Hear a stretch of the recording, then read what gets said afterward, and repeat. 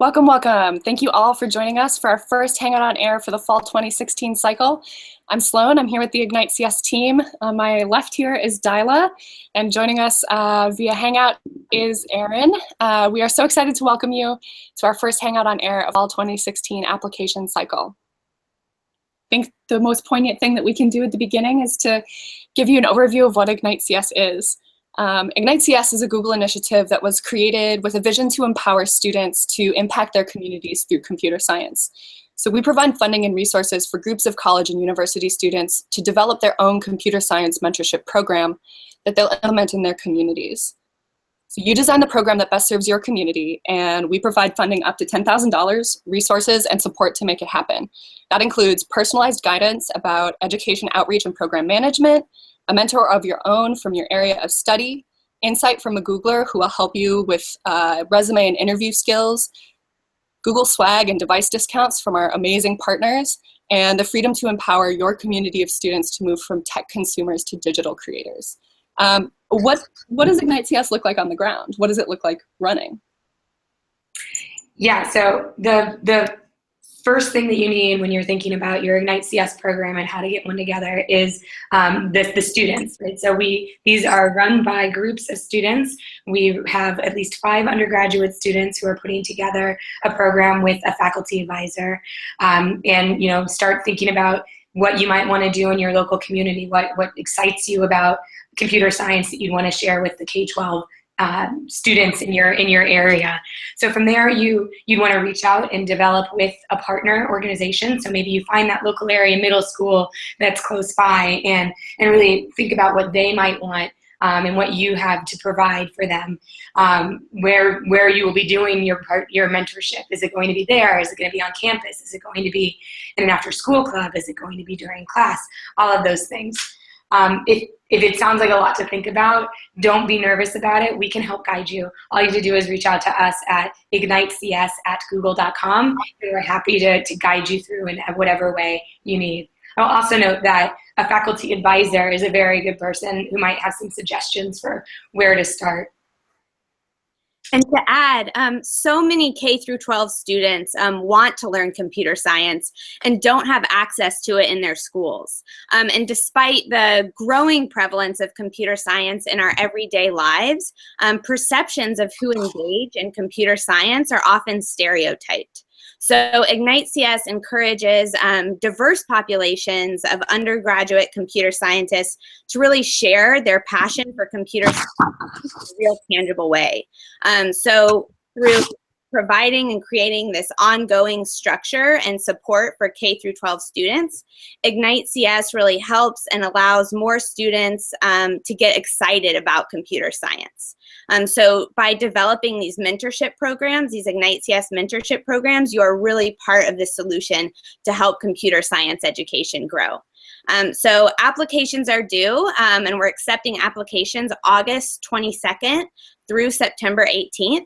And this Hangout on Air will help you to better understand the program. We'll discuss eligibility requirements and familiarize you with the application process.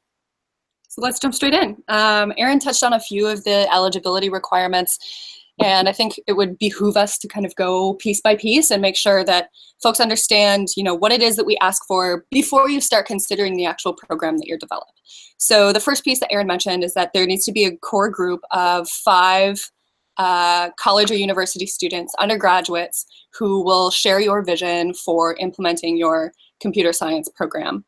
Along with that, you need to have 2 student leaders, one upperclassman, a junior or a senior, as well as one underclassman, a sophomore or a freshman.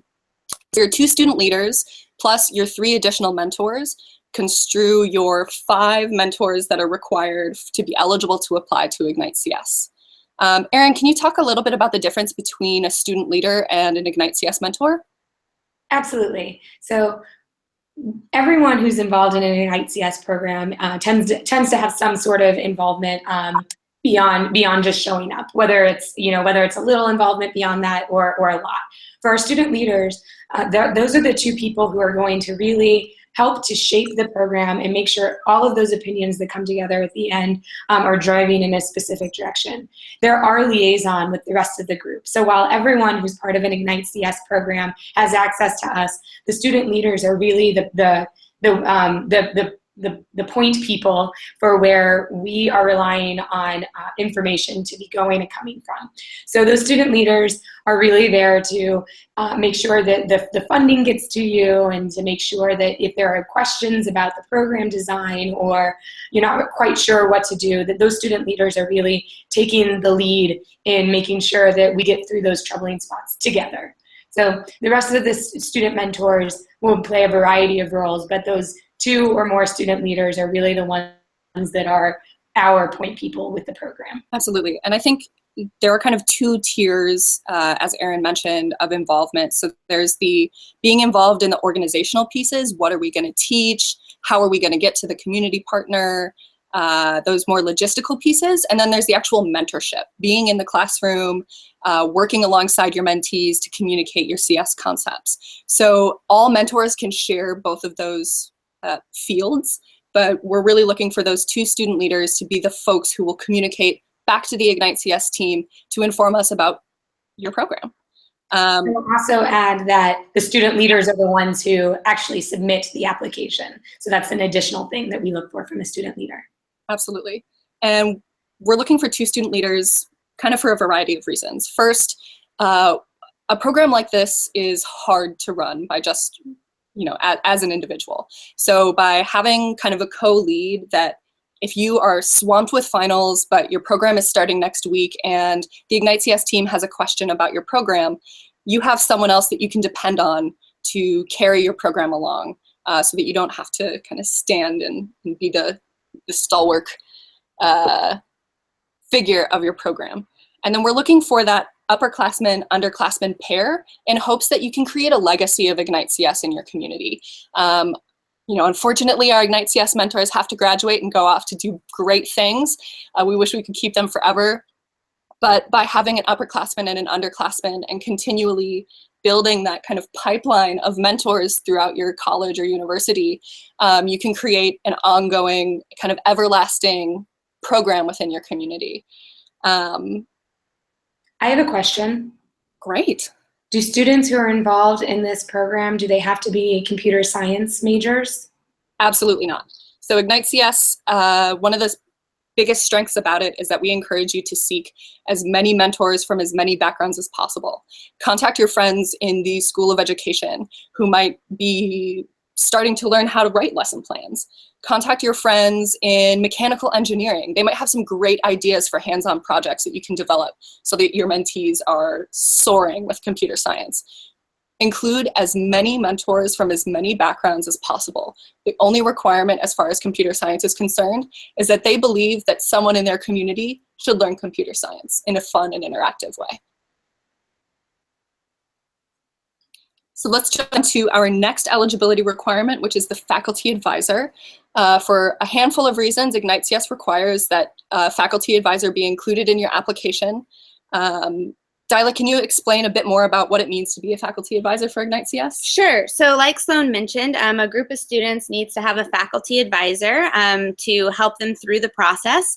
It's really great to have a faculty advisor support you. A faculty advisor is involved with you mainly in a support role to help you if you have any problems along the way, if you need help developing the curriculum materials, if you encounter any stumbling blocks, working with your partner school or organization to make any connections you may have there. And also to help you with the disbursement process. So when Google delivers your funding to you, the faculty advisor can help you with the money, with the finances, and help that get dispersed to the right places at the right time to make sure that money gets to you and gets to where you need and when. So the faculty advisor really plays a tremendous role in helping support you throughout the program and get you everything that you need on time. And they also can be a liaison with Google and work with us as well if you encounter any problems there. Definitely. And what we're really looking for or what we're really hoping for with your faculty advisor is, for many of you, this might be your first time running your own program like this. And things are going to happen along the way that maybe you weren't expecting, or perhaps one of your lead mentors gets ill and you need to figure out how to bring someone else in, but you're already 3 weeks into your program. Your faculty advisor is really there to be your sounding board, to help you on the ground in your community. The Google team, the igniteCS team, we're here for any question that you might have at any time. But we're not there with you in your college. We're not there with you in your mentorship sessions. So while your faculty advisor doesn't need to go to every session or attend your every meeting, keep them aware of what's going on. Work through your progress problems with your faculty advisor. They're really there to, if you need permission slips for your mentees to participate in your program on university grounds, your faculty advisor can point you in the direction of the person who will get you that permission slip, for example. So definitely be thinking about who might be a good person to fill that role when you're approaching somebody to be a faculty advisor for your program. And you might be surprised. A lot of the time, a faculty person that you might not know is interested in supporting something like this might be really excited to do it and might have the bandwidth to do it because other people haven't approached them to do things like it. So definitely think about all of the different kinds of people who might be a good faculty advisor. Absolutely. Let's jump down to our next eligibility requirement, which is that your igniteCS application must come from a college or university that is accredited in the United States or Canada. Unfortunately, igniteCS is not able to operate outside of the US or Canada at this time, but we definitely encourage you to contact us if you're interested in developing a CS mentorship program in your community, and we can figure out ways that you can get a community program off the ground independent of igniteCS. Anything else there, y'all? Nope. Oh, good. I was just that clever. Yep. So the next piece, and this is kind of a big one with the eligibility requirement, is that your mentorship program must be local, ongoing, and focus on computer science or computational thinking. So when we say local, we mean you as a group of students applying to igniteCS belong to a college or university in the US or Canada.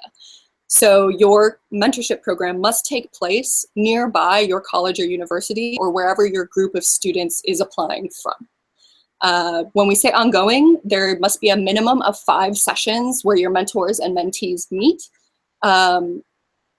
We like to avoid standalone hackathons mostly, or those kind of one-time events, because we want your mentees to be able to experience computer science, to develop a program, not just engage with it and get excited about it, but really kind of dig deep and do some learning with it. Ongoing, 5 sessions minimum. I think that's kind of a pretty good one. And then the computer science and computational thinking focus.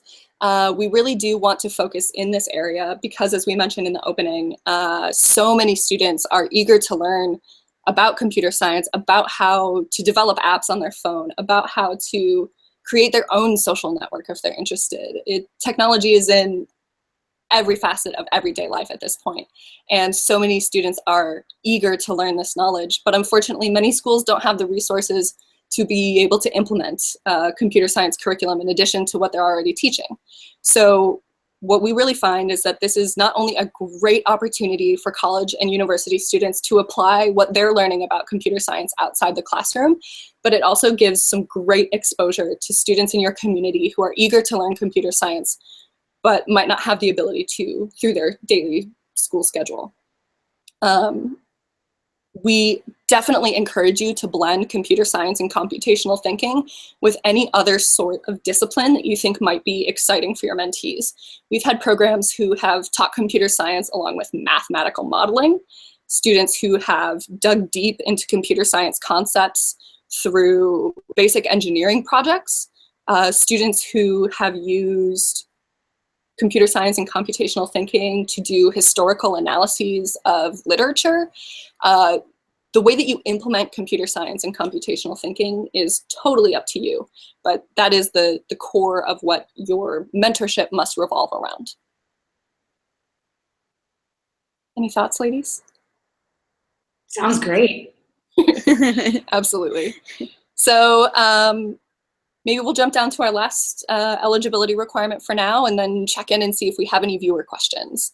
So the last eligibility requirement is that your igniteCS group must have a primary goal of fostering an inclusive environment in computer science. Due to the fact that stereotypes do exist around who participates in computer science and what computer science is, this eligibility requirement of igniteCS really is a cornerstone to show folks what computer science means, how it's used, that all of us use it every day, that all of us can learn it, that we have, that really that all of us are capable, that all of us do, that all of us want to. So by assembling, by having an inclusive environment as your primary goal in igniteCS, what that really means is that you will not feel satisfied with your igniteCS program if you do not reach a goal of inclusivity.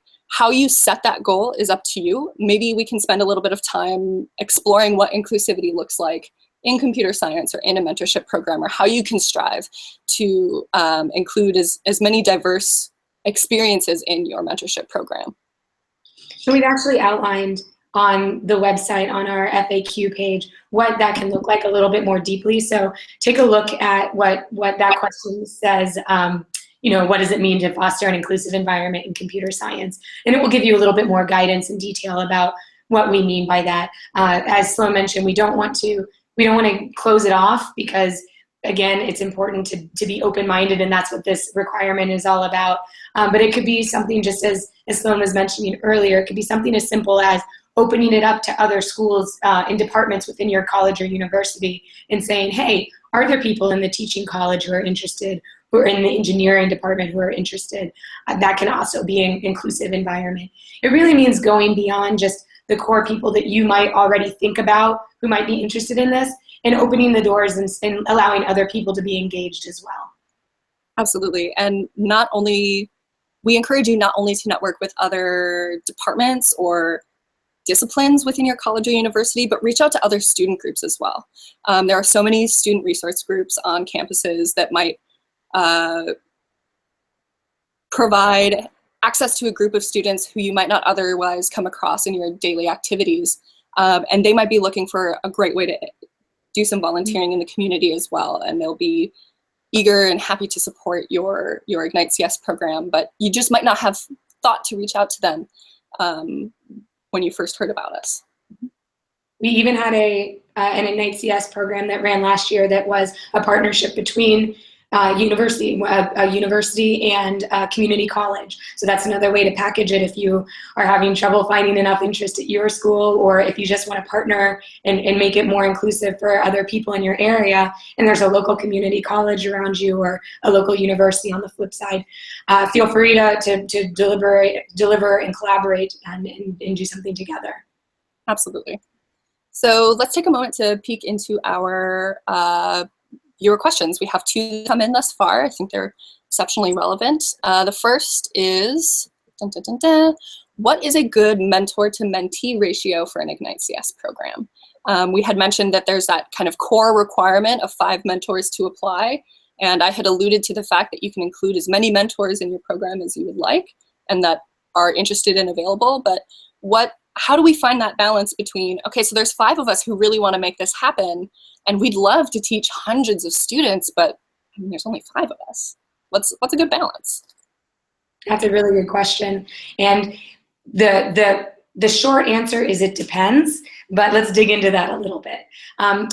When you're developing and designing your igniteCS program, it's important to think about what your goals are. So if you have the goal of teaching Scratch basics or the basics of block-based building programming, then that will be your starting point. Or if you want to do something with robotics, that will be your starting point. Once you know who the core members of your team are, you can then start to think about what it looks like to actually teach the things that you want to teach with the amount of people that you have to teach it.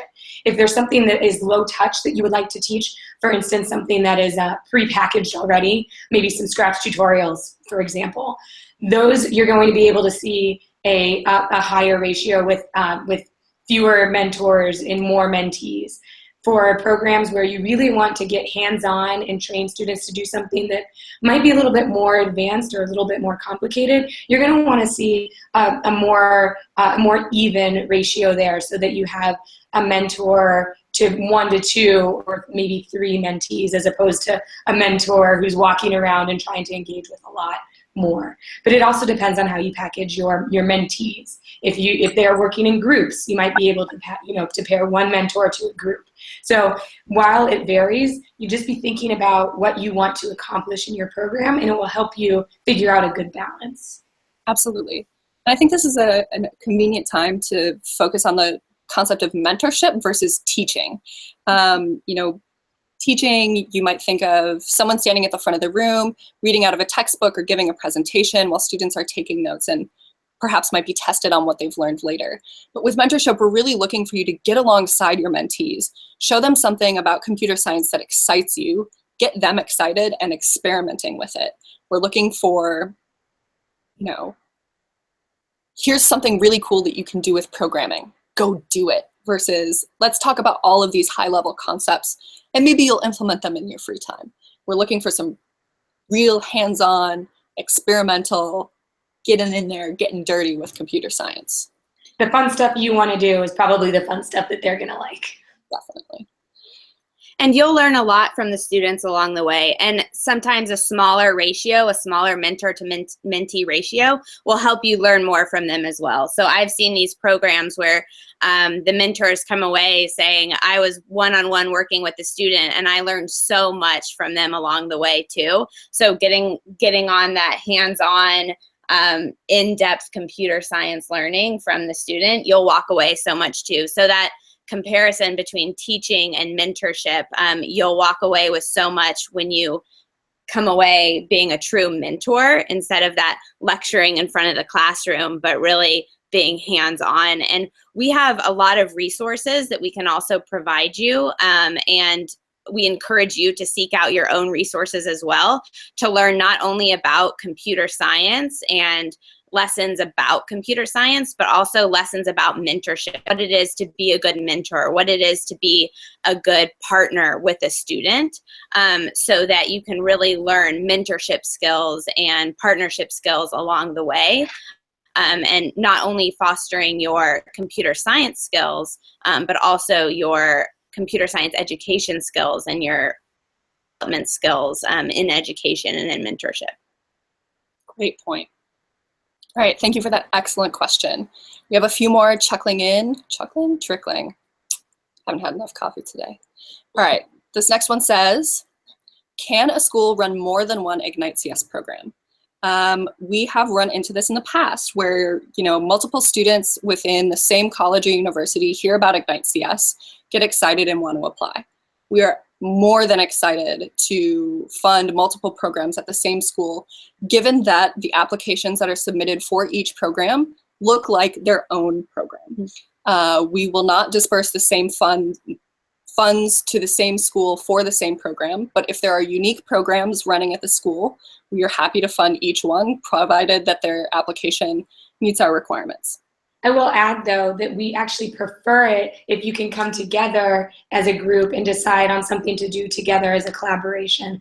Having more mentors involved in planning a hybrid program might make it more exciting for you in the end, might get that inclusivity requirement checked right off for you, and it makes it easier for us to see that everybody's working together. If they're completely different programs and they can't be run at the same time or with the same group, then that's fine, and we'll take them each as separate programs and look at those when we're thinking about our funding decisions. But if there is a way to collaborate, collaboration can oftentimes be better, just as Dyla and Sloan were talking about it earlier. Absolutely. Thanks for another great question. I think we'll take one more and then start digging in deep to some more elements of the application. So let's see, up next we have, can graduate students be a part of this mentorship program? Great question. Earlier I had used the word undergraduate pretty consistently when describing our mentors. So can graduate students participate as well? So graduate students can participate in the program. Graduate students can participate, but a main component of the eligibility requirements is that we do have two lead mentors, one be a upperclassman and an underclassman, so a junior or senior and a freshman or sophomore author the application, but graduate students can participate in the program. So graduate students are welcome to participate, but they cannot be the main authors of the program. Erin, do you have something to add about that? I do. Did it look like I had something to add? Yes.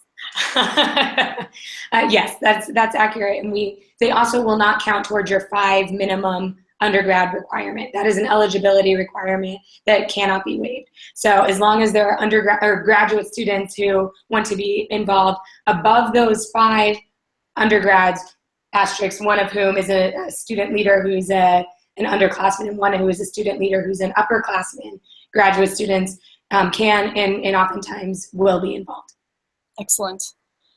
All right, so I think we can take a brief moment to talk a little bit about our rubric that we use when we review applications. We decided this funding cycle, fall 2016, to, first of all, do a website refresh. If you haven't checked it out yet, go to g.co/igniteCS. We have a lot more supporting information about how to develop your application, what we're looking for, and rubric information is included there as well. So that's our applications info page. Yes.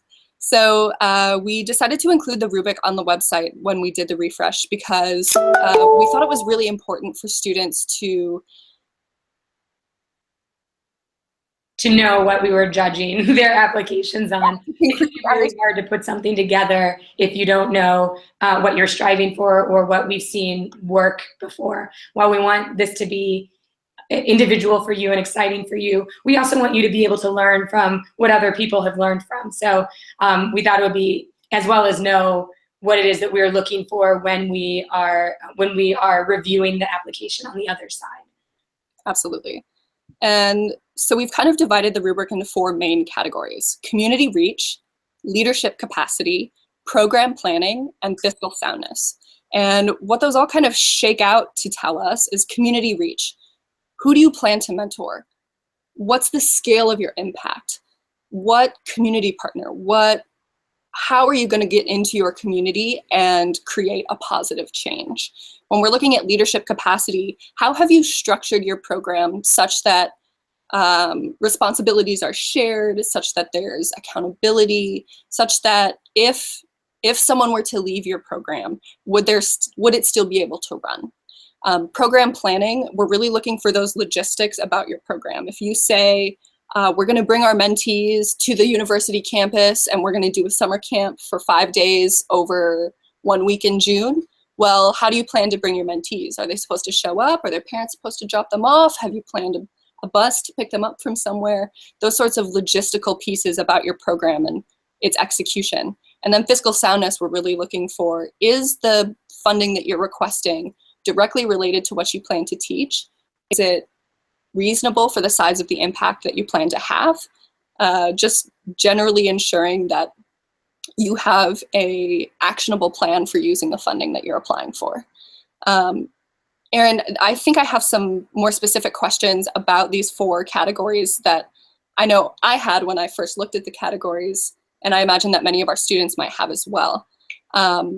Under community reach, I'm curious, does an igniteCS program have to be a certain size or show that it will reach a certain number of mentees?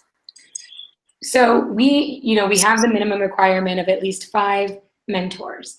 There is no maximum requirement for how many mentors can be involved.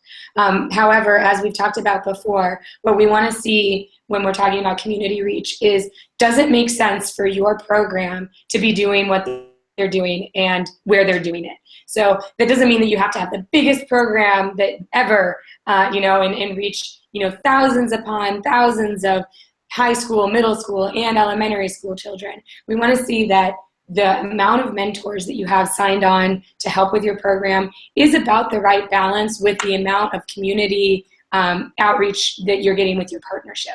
So we've had programs that have run that have had a basic core igniteCS group that did most of the logistical planning of, between 5 to 9, and they organize, groups of up to 50 volunteers to actually implement that mentorship in the community, because that's the kind of program that that evolved for them. So really, community reach means, does it make sense for where you are? Is it local enough that your mentors can get where they're going, or that your mentees can get where they're going within in a reasonable way?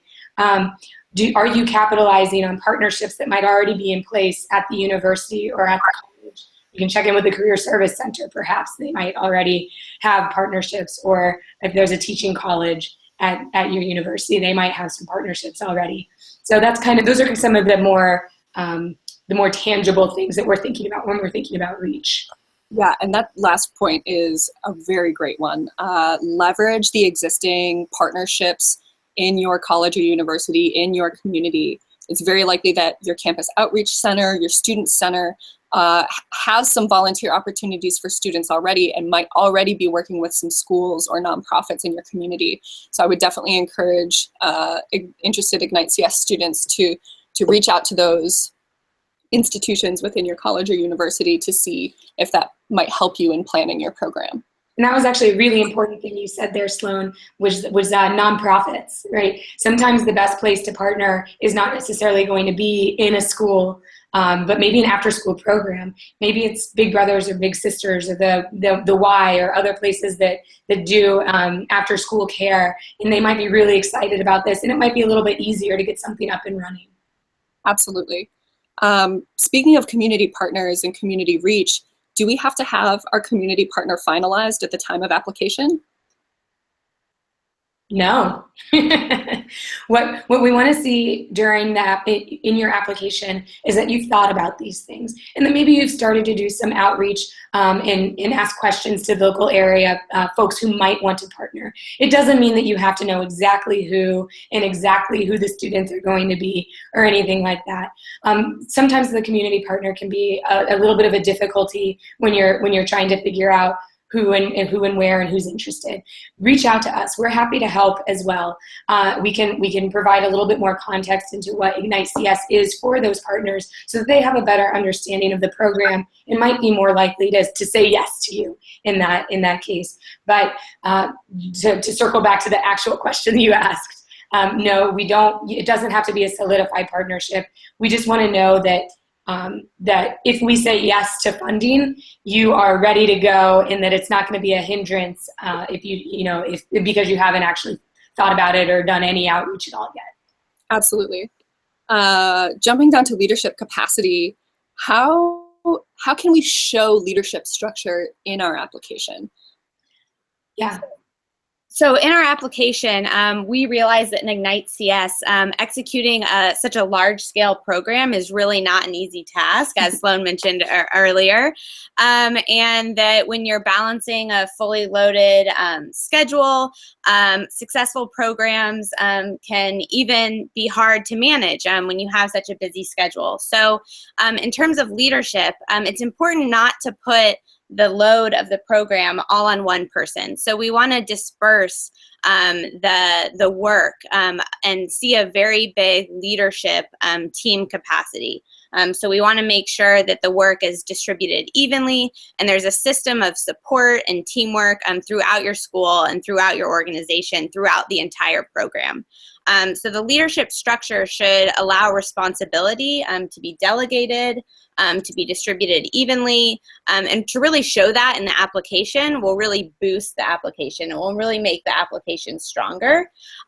So to show that, you can kind of show how it's balanced between upperclassmen and underclassmen. As Sloan mentioned, that legacy, showing that igniteCS could continue on in the future, that legacy throughout your school, showing that the 5 students you have are balanced. The mentor-mentee ratio, showing that you can show leadership there, and that you'll be able to really provide a strong leadership not only within your school, but also leadership with working with the mentees. And the number of mentors you have that you can provide to the mentees. So that's a good way to show leadership in your application. And I think you really said something very important there, Dyla, so I want to just hone in on it for 1 second longer, or a little bit longer even. And that was that you said that it's good to spread the responsibility. So what does that look like in practice? It can be doing exactly what Dyla was alluding to, which is have one person in charge of interacting with that partner organization and really getting the mentees for your program. Have another person in charge of what is our curriculum or what are our materials going to look like, what's the day-to-day agenda. Have somebody else on logistics. Okay, how are we going to get this group of students from here to there? How are we going to assign who shows up to what mentorship at what part? And by breaking it up into smaller projects, you're going to make it easier for each individual to contribute in a meaningful way without being burdensome for any one person. Absolutely, absolutely. Jumping to program planning, what's the difference between an outreach plan, logistics, and a syllabus? We kind of call those things out when we're talking about program planning and rubric, but how can we divide between those three? It's a really good question, and I think I just bucketed them right before in my answer. So that's good. So when you're thinking about outreach plan, that really is the part of it where you're thinking about engaging the mentees and the people that you are going to be working with. Who are they? Where are they? Where are you going to be doing your mentorship? How are you going to find them? How are you going to make sure that everybody is where they need to be when they need to be? The logistics are the pieces that are the getting from here to there and making sure that you have the right mentors signed up for each session. And then the syllabus is more around the material design. What are you going to be doing? What's that agenda? What's the breakdown each time in each of those 5 sessions? And how is it going to progress? Excellent. Anything to add, Darla? Just to add, I mean, really successful applications have really compartmentalized those 3 sections and broken down very specifically what they will do in those sections. And having that vision for the future and explaining it clearly really does help the application. But still, going back on what Erin said, you don't have to have everything finalized. So don't feel like you have to have your community partner finalized for us. You can always go back and we'll help you through that process, but still having a clear vision for outreach plan, logistics, and syllabus, and outlining it clearly, distinguishing those 3 parts really does help. It helps you too when we're trying to give the pieces that are going to help make it a successful program. When we do say, yes, we will fund you. We want you to be successful at this, which is why we've broken it up in this way and why we're asking for these specific things. And we're not looking for, at our first session, we're going to take the 6:15 train from this stop to that stop, and then we're going to walk to the school. I would be so excited if you had put that much planning in for your application. However, we're just looking for, we plan to take the train to get to our mentorship sessions, that you have an idea of what those logistics will look like. Let's jump down to fiscal soundness. I think most applicants understand that we need to show a relationship between what we plan to teach and the funding that we're requesting, right? But there's one piece in the fiscal soundness that maybe is a little fuzzy, which is, what is a university and external support when we're talking about budget? Yeah, so I think there are really 2 parts to this. And one is that the way that we give igniteCS funds, it's a gift, and it's open to the program that is running. So we do not have, what we actually like to see is that your community or your university is also excited about you doing this outreach, just as we are excited about you doing this outreach. If your university says, you can have a space in the computer lab and you can use that for free because we're really excited about the outreach that our students are doing, that's awesome. That shows a fiscal soundness that you're thinking about the longevity of the program, and you're thinking about the places where you can partner locally to make sure that it can be a success. There are going to be parts of so the other part of this fiscal soundness issue is that there are going to be parts of your program that are one-time costs Maybe you need devices. And as Sloan mentioned, we have some great partners who are willing to do discounts on some hardware for you. And those are more one-time costs, right? Those are things that you can get once and you can use in your program going forward year after year. And then there are going to be things that are more of the ongoing costs, things like snacks. You can't feed the same bag of Doritos to somebody this year as you do next year. So finding places to partner with some of those ongoing logistics, it will just help to make it easier for you going forward. Absolutely. And I think that sustainability piece around budget is something that we're going to dive into in just a moment. But we just got a great question in regarding partnerships in the community that I would like to jump to briefly. The question reads, what if we're approved for funding for igniteCS, but for some reason the partnership failed to work? Can we have more time to find another community partner? Absolutely. The igniteCS team is here for exactly those types of scenarios. You showed to us that you're dedicated to making this program happen. So now it's our turn to show you that no matter what goes on, we'll make it happen. So if your community partner falls through maybe 2 weeks before you planned for your first mentorship session, contact us. Contact your faculty advisor. Make sure everybody knows what's going on. We will find ways for you to find a new community partner, no matter what it takes, essentially. You might be able to convince me to drive over there and knock on a door. I don't know. But again, the igniteCS team is here to help in exactly these types of situations. So do not hesitate to contact us for any reason. We understand that things don't always go according to plan. That does not make you ineligible for your funding. That does not make you ineligible for applying again in the future. That's just part of life, and we'll help you write it out. All right. I think maybe we should take a little bit more time to dive deeper into some new things that are on the website that are designed to help students through the application process.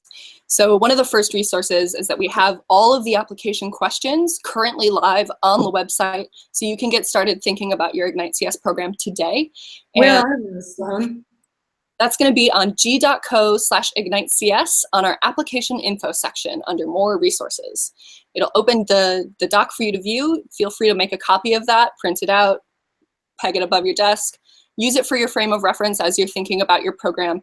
We want you to be able to continually come back to that so that you don't have to sit down in front of the application and get it all done, in one massive push. Work with the questions, keep them in front of mind, and develop your program. That actually gave a great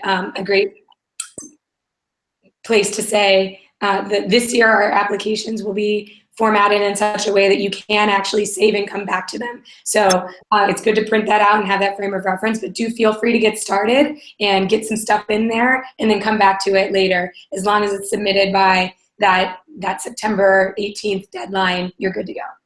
Excellent, excellent. And alongside the application questions, we have two other resources. The meatiest one is going to be the application companion, which actually gives detailed instructions for completing the budget template. The budget template is a spreadsheet that precisely outlines all of the pieces that you will be requesting funding for. So, 6 robots of this kind for this purpose, it's a one-time cost. Or 400 quantity of healthy snacks to use in our after-school sessions, it's an ongoing cost. So we're just looking for that level of detail that you've thought about where you plan to spend your igniteCS funding and that you've allocated your budget proportionately to the students or to the size of the program that you'll be running. If you request food for 600 people and you plan to work with 500 people every week, we might contact you and ask what you plan to do with the rest of the food. But alongside the instructions for using the budget template. And say one thing about the budget template. The budget template, as we've been talking about, igniteCS is formatted in such a way to give you the ability to create the program that works best for you and your community. What that means is that when you look at that budget template, there are going to be a lot of potential categories. You do not necessarily need to speak to every single category there. It's meant to be wide and open so that it can account for all of the different kinds of programs that we see. That does not mean that you need to go line by line and make sure that every single element of what is possible is accounted for. Think about what your program is doing, and that's what we need to see. Absolutely. And there are definitely levels of ambiguity that are completely acceptable in your igniteCS application, but there's good ambiguity and not so good ambiguity. So an example of good ambiguity is, say that you plan on ordering some electronics components online, and you know the price of the electronics components, but you might not be sure what the shipping cost is yet because you don't have your igniteCS funds, you haven't made the purchase. So you budget a reasonable estimation for shipping of your online purchases. That's awesome. That's good ambiguity. However, if you create a category in your budget template that just says supplies, and under your description of supplies, it's snacks and pens and Yes. circuitry things, and I don't know, whatever else comes to mind, we would ask for you to think a little bit more about that category and, you know, break it into food or electronic components, or just get a little bit more Detailed. But without everything being, you know, to the last cent. So there's that good ambiguity, bad ambiguity that we're definitely looking for, you know, the good ambiguity side in your application. But alongside the budget template and the instructions for its use, the application companion actually contains exemplars of what a good budget template and a not so good budget template, and what a good program proposal and a not so good program proposal might look like. So the program proposal is what you plan to accomplish with your igniteCS program, what you plan to teach, where, but the budget template is how you plan to use your igniteCS funds. And before I get too deep into program proposal, I think the last things we might want to touch on with the budget template is that we're looking for that sustainability. We want a good proportion of one-time costs to show that you plan to continue your igniteCS program in the future, and that as it continues, the cost decreases because you've kind of created a library of resources that you can use moving forward, right? Things like snacks, transportation, those costs will always occur, and we encourage you to reapply to igniteCS if you do continue your program in the future. But looking for that sustainability element that you could run your program if igniteCS funding disappeared is important when we're talking about fiscal soundness. Alongside that, we want to ensure that the focus of your igniteCS funding is on your community, on your mentees, and on their experience. We ask you to categorize your costs by, does this benefit the mentee? Does this benefit the mentor? Or is this a cost just associated with running a program, like renting a room at your college or university or at a local community center? So we're really looking for your sustainability focus, as well as your focus on your community and the experience of your mentees. This is your program, own it, be proud of it, but really use this opportunity to connect to your community in a meaningful way. Awesome. So when we're talking about the budget template and the program proposal, a sound application will have really great cohesion between those two pieces with minimal gray spaces or gaps in logic.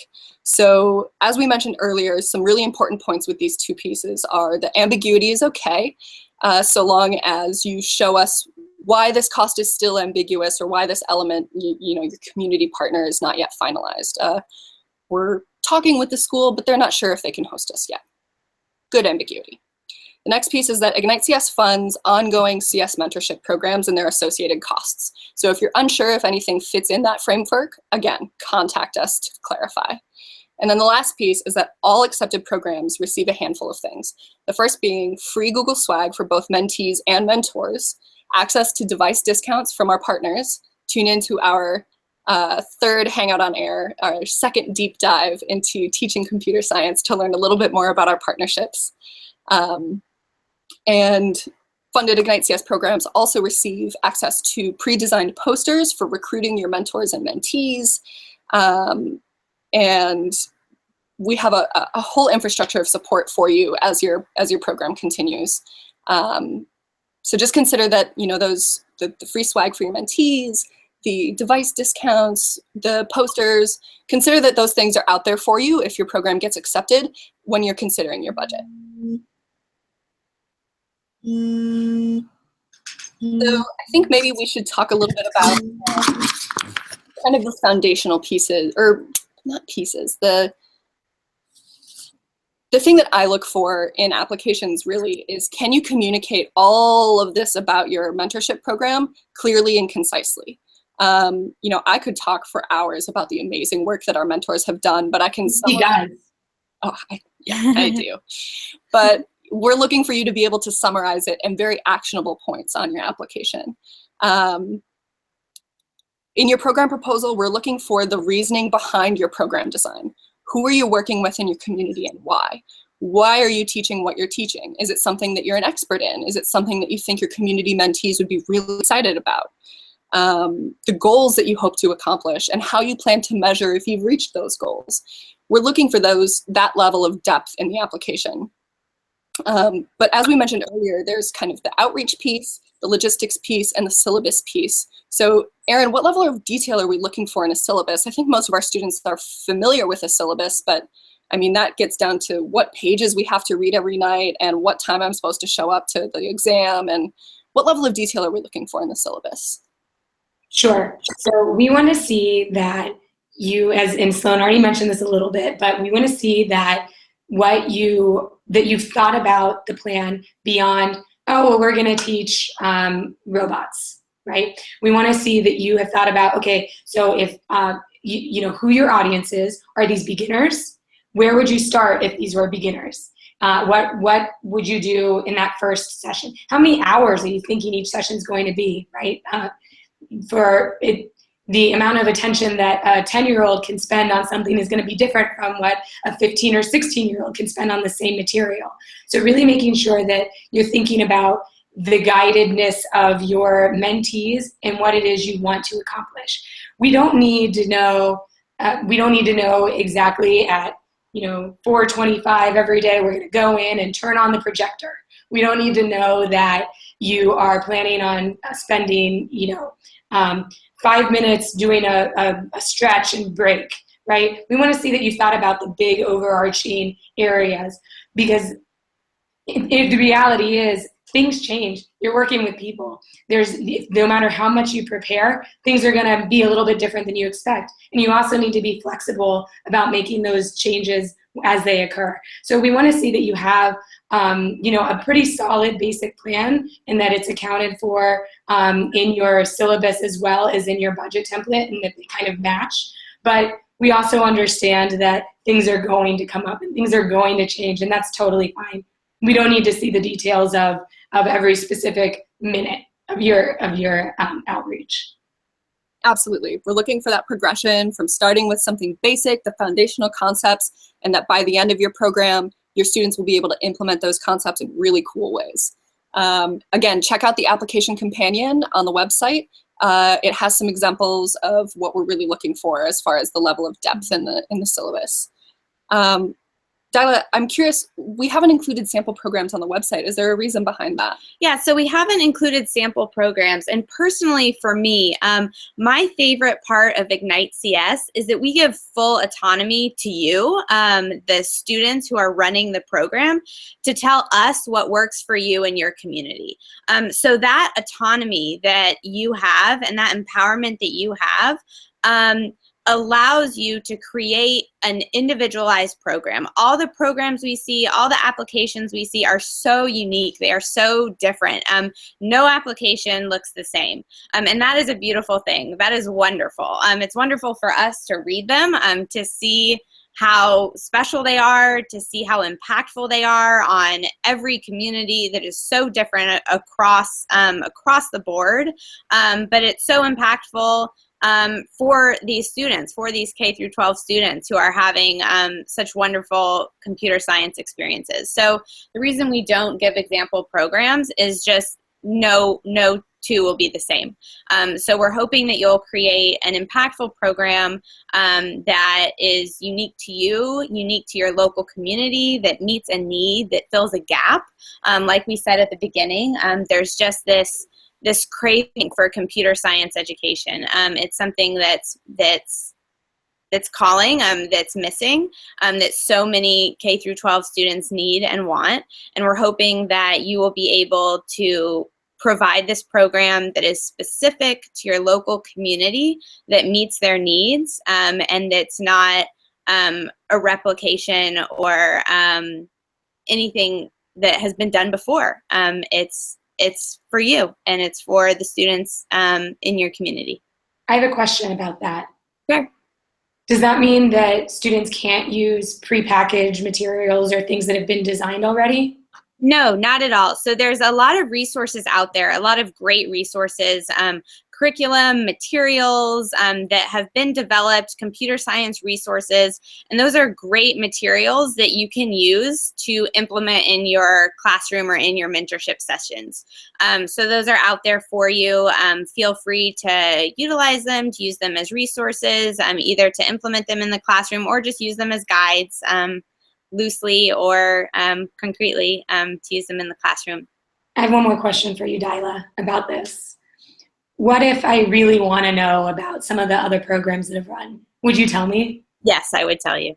And it's not just because Erin gets to know, everyone gets to know. Yes, yes. Feel free to email us. We are here, we are available all the time, so feel free to email us, igniteCS@google.com, and we will respond and answer any questions you have about past programs. There are some really amazing ones out there that I am constantly just we can't stop bragging in awe about. So we could give you examples now, but we'd go over time. So we'll tell you all about them if you shoot us an email.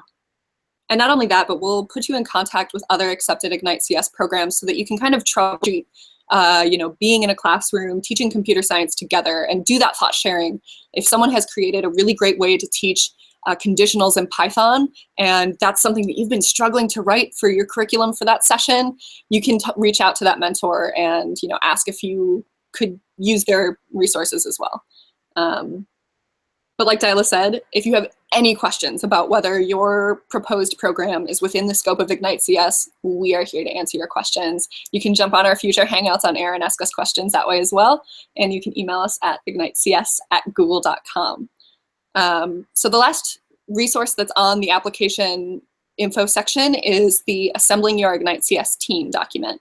And this is an exceptionally important consideration in founding your program to build a network of mentors, mentees, advisors, and community partners who will all work collaboratively toward the goal of impacting your community through computer science. So join our next Hangout on Air on August 23rd for a deep dive into this question of how to assemble an igniteCS team. And with that wonderful segue, I think we'll sign off for today. Applications are open from August 22nd to September 18th, 2016. We are so eager to see your applications. Contact us with any questions that you might have. Visit us at g.co/ignitecs, and we look forward to seeing you next week. And the application questions are already online, so go ahead and get a start on looking through those. That's also where our calendar of events is, so you can find the next Hangout on Air. All right, Dyla, Erin, thank you so much for joining us today. Thank you, viewers, for submitting your questions and tuning in, and we look forward to seeing you and your applications. Thanks, Lynn. Bye.